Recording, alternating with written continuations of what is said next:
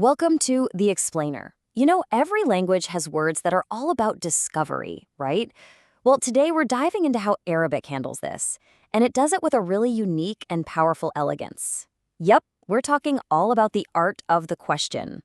But before we get into all the grammar, let's just take a step back and think about a bigger idea. What are the most powerful words in any language? I mean, the ones that really drive conversation, that spark discovery, and just push understanding forward.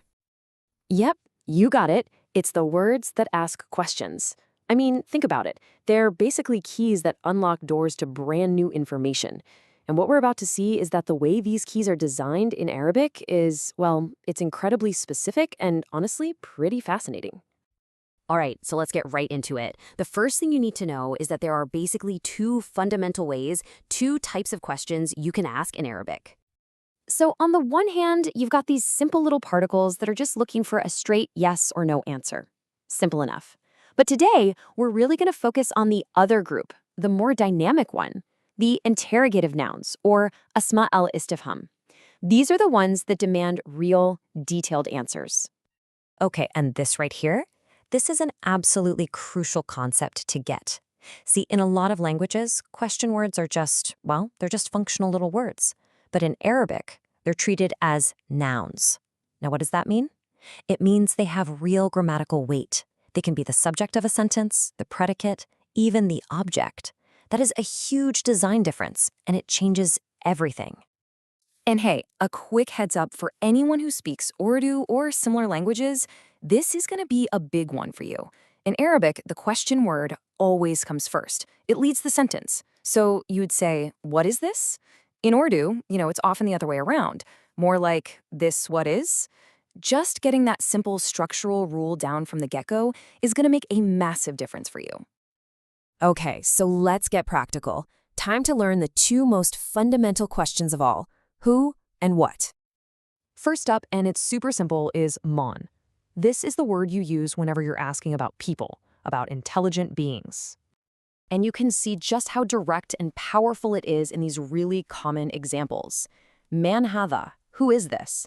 Man abuka, who is your father? It's simple, it's direct, and it's absolutely essential. Okay, so that's for people. Now for everything else. We're talking objects, ideas, concepts, the whole shebang. We have the word ma, or madha. This is your go-to tool for asking what. And here's a brilliant illustration of its use from a really famous and powerful verse in the Quran. The question itself is so simple, but the context is just profound. And what is that in your right hand, O Moses? All right, so now we've got people and things covered. The next logical step, right? Let's figure out how to pinpoint their location, both in time and in space. So there are three key words for this. Aina is for where, mata is for when, and then there's Anna, which is a really fascinating one because it can mean from where, or depending on the context, even how. And this example just shows the incredible weight these simple words can carry. The question, Mata Nasrallah, when is the help of Allah? I mean, it's using a basic tool for asking about time to pose a question with immense, immense spiritual significance. Okay, let's keep building. Now we're going to look at the words that let us ask about the state or condition of something, or how to make a choice between different options. Kaifa, that's how you ask how. You've probably heard it in the super common greeting, Kaifa haluka, how are you? Then you've got a you for masculine nouns and a yetu for feminine ones, and they both mean which. Now the unique thing about these two is that they're pretty much always followed by another noun that specifies what you're choosing from. For instance, a you rajulin. Literally, which man? Okay, now this is where the true genius of the whole system really starts to shine. You see, these question words, they aren't just static, standalone tools. You can actually combine them with simple prepositions to build brand new, more specific questions. And the perfect example of this kind of modular design is the word for why. Arabic literally builds it. It takes the preposition li, which means for, and just sticks it onto ma, which means what. So for what becomes why. How cool is that? It's just beautifully logical. And this system is just so incredibly elegant. You take min plus ma, and you get mima. From what? You take li plus man, and you get liman. For whom? It's amazing. You can build this huge range of really precise questions from just a few simple parts. It's really like linguistic Lego. All right, finally, let's check out one very special word, come. It's got this fascinating dual purpose that completely flips based on a teeny tiny grammatical signal. It's pretty cool. The difference here is so subtle, but so powerful. When come is used to ask how many, the noun that comes after it has a specific grammatical ending.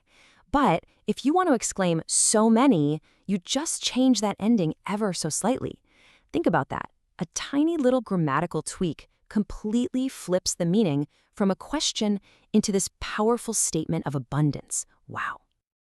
So let's end this explainer with one of the most profound questions you'll find in the Quran, and it uses one of the simple tools we've just learned today. Aina al-mafar? Where is the escape? It's just a perfect reminder that the power of a question isn't in how complex it is, but in the sheer depth of what you're asking. So there you have it. We've seen the really elegant grammar behind Arabic questions. But look, these are so much more than just words, right? They are the keys to understanding. The real power, when you think about it, isn't just in knowing how to ask.